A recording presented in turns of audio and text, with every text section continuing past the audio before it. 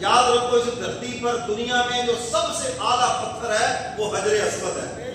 حجر اسود جنت سے آیا جس کو نبیوں کے ہاتھ لگے ہیں اور سب سے بڑھ کر میرے کملی والے پیغمبر کے ہاتھ لگے ہیں. اگر وہ پتھر نفع نقصان کا مالک نہیں ہے تو یہ فروزے نفع نقصان کے مالک کہاں سے ہو گئے؟ بولو بھائی، نفع نقصان کا مالک کون ہے؟ سیدنا فاروق اعظم رضی اللہ تعالیٰ عنہ طواف کر رہے ہیں اور کرتے کرتے حجر اسود کے سامنے آ گئے، رگڑا نکال دیا اس کا.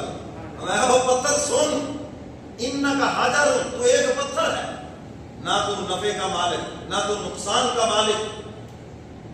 میں تو تجھے اس لیے چوم رہا ہوں کہ تجھے میرے قائد نے چوما ہے، تجھے میرے مصطفیٰ نے چوما ہے.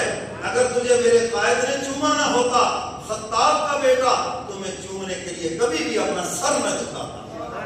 کسی بھی نفع نقصان کا مالک نہیں ہے. اس سے بڑھ کر دھرتی میں کوئی پتھر نہیں ہے، کیونکہ یہ حجر اسود جنت سے آیا، واپس اس نے جنت میں جانا ہے. میدان محشر میں اللہ اس کو دو آنکھیں دیں گے. جس نے اس کو سلام کیا، جس نے اس کو بوسہ دیا ہے، یہ اس کے حق میں سفارش کرے گا اور اللہ اس کی سفارش میں بندوں کی بخشش فرمائے گا. اس سے بڑھ کر کوئی پتھر ہے دنیا میں؟ یہ تو اللہ کے نبی بتا رہے ہیں، حدیث مبارکہ میں اس کی فضیلت ہے. جس نے اس کو دور سے سلام کر دیا، اللہ موقع دے، اللہ سب کو موقع دے. آپ جائیں حج کریے، عمرے کریے، بار بار جائیں. تو وہاں پر بس حجر اسود کو یہ میری طرف دیکھو، جو آپ نے سلام کیا، بس یہ سلام ہو گیا. اور حجر اسود کی جو روحانی آنکھیں ہیں نا، اس نے تصویر لے لی ہے. وہاں پر ضروری نہیں ہے کہ آپ اس کو بوسہ دیں، موقع مل جائے تو ٹھیک ہے، ورنہ بات یاد رکھیں، بغیر موقع کے دھکم پیل کر کے مسلمان کو دھکا دینا حرام ہے. حجر اسود کا بوسہ سنت ہے. حرام کام کر کے سنت میں عمل کرو گے کوئی ثواب نہیں ملے گا. سمجھ آ رہی ہے بات سمجھ آ رہی ہے؟ تو میرے محترم سامعین، سب سے قیمتی پتھر حجر اسود ہے. جب وہ نفع نقصان کا مالک نہیں تو باقی پتھر کیسے مالک ہو گئے؟ تو نفع نقصان کے مالک نہیں ہے یہ پتھر. نفع نقصان کا مالک کون ہے؟ اللہ. سارے بولو کون ہے؟ اللہ ہے، بلا شرکت غیر، کوئی شریک نہیں ہے اللہ کا. وہ تنہا نفع نقصان کا مالک ہے. کسی کو نفع دینے پہ آئے، سارا جہان مل کر اس کو نقصان دینے پہ آئے، اللہ نقصان نہیں ہونے دیں گے. اور جس کا اللہ نقصان کرے، سارا جہان مل کے نفع دینا بھی چاہے، اس کو کوئی نفع نہیں دے سکتے. نفع نقصان کا مالک کون ہے؟ اللہ. سارا جہان مل کے ابراہیم کو جلانا چاہتا ہے، یعنی 4 میل تک آگ جلی ہوئی ہے. بادشاہ بھی، قوم بھی، سارے لگے ہوئے ہیں ابراہیم کو جلانے کے لیے. سب جلانے کے لیے جمع ہے، تنہا خلیل ہے. اللہ بچانا چاہتے ہیں، پھر اپنی قدرت سے، اپنی طاقت سے بچا کے دکھایا یا نہیں؟ سارے بولو بچا کے دکھایا یا نہیں ہے؟ اللہ اکبر. تو میرے محترم سامعین، کتنی واقعات آپ نے دیکھے. زلزلہ آیا، بلڈنگ میں تو دب گیا، کتنے دنوں کے بعد زندہ سلامت باہر آ گیا. اللہ اپنی قدرت اور اپنی طاقت دکھاتے ہیں. ہم نے اس کو اپنے حکم سے زندہ رکھا. باپ پوچھتا ہے، بیٹا تو ہمارے بتوں کی نفی کرتا ہے، کیا معاملہ ہے تیرا؟ تو ابراہیم علیہ السلام نے پہلے بتوں کی تردید کی، پھر اللہ کا تعارف کرایا. سمجھ آ رہی؟ ہمیں تو کہا جاتا ہے مثبت بات کریں، مثبت بات کریں، کسی کے خلاف نہ کریں. اور کلمے میں آپ کیا پڑھتے ہیں؟ بولو لا الہ الا اللہ. کلمہ تو شروع ہی لا الہ سے ہو رہا ہے، پہلے سب کی نفی کر رہا ہے، نفی کی بات کر رہا ہے. اس بات کی تو بعد میں کی، الا اللہ بعد میں بات کی ہے. کلمہ تو شروع ہی جہاں سے ہو رہا ہے، لا الہ، کوئی الہ نہیں، صرف ایک اللہ. ابراہیم علیہ السلام پہلے نفی کرتے ہیں بتوں کی، لیکن ادب کے دائرے میں. بس یہ میں بات آپ کو سمجھا رہا ہوں کہ جب بھی بات بڑے کو سمجھانی ہے، ادب کے دائرے میں.